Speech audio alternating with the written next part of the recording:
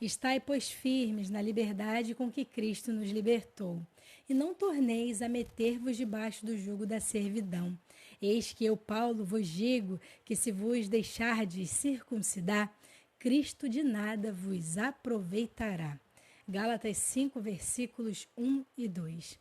Nesse texto, o apóstolo faz uma exortação aos irmãos para que conservem a liberdade que receberam em Cristo Jesus. O objetivo de Paulo, ao escrever a carta aos Gálatas, era proclamar um grito de liberdade contra todo aquele legalismo que aqueles irmãos estavam vivendo, pois eles haviam aberto brechas para a entrada de falsos mestres. Esses homens vinham de práticas judaizantes e estavam obrigando os cristãos gentios a viverem como judeus para que pudessem ser participantes das bênçãos de Cristo.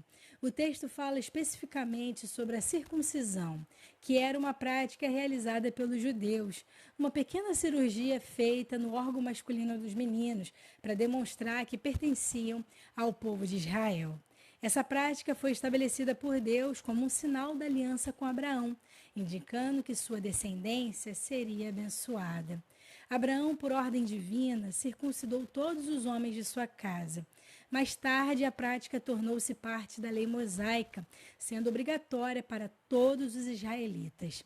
Entretanto, esses falsos mestres estavam ensinando não apenas essa doutrina, mas também outras que contrariavam o Evangelho.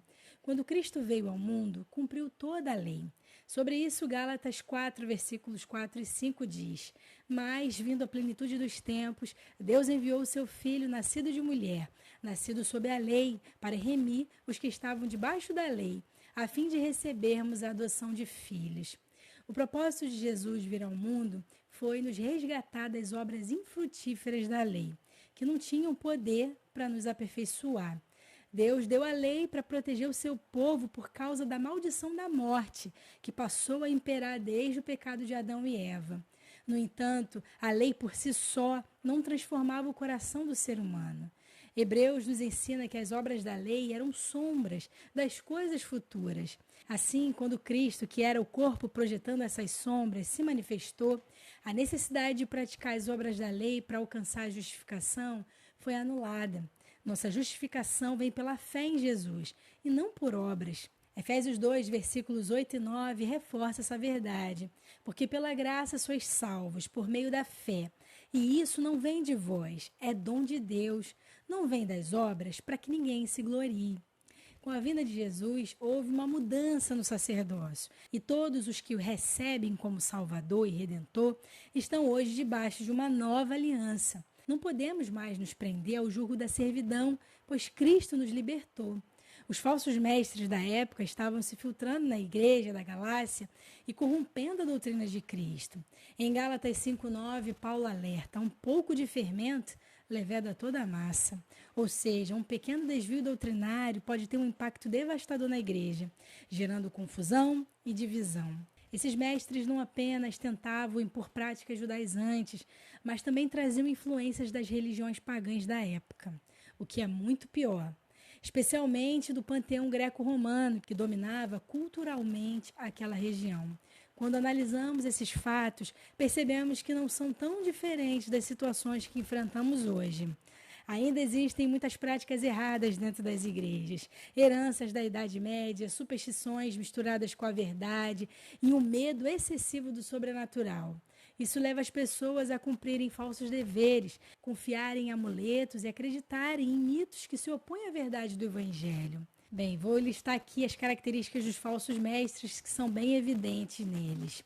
1. Possuem palavras persuasivas e conseguem convencer muitos a mudarem de opinião e de comportamento. 2. Demonstram uma falsa humildade e tentam imitar a conduta de Cristo, mas seus frutos são corrompidos.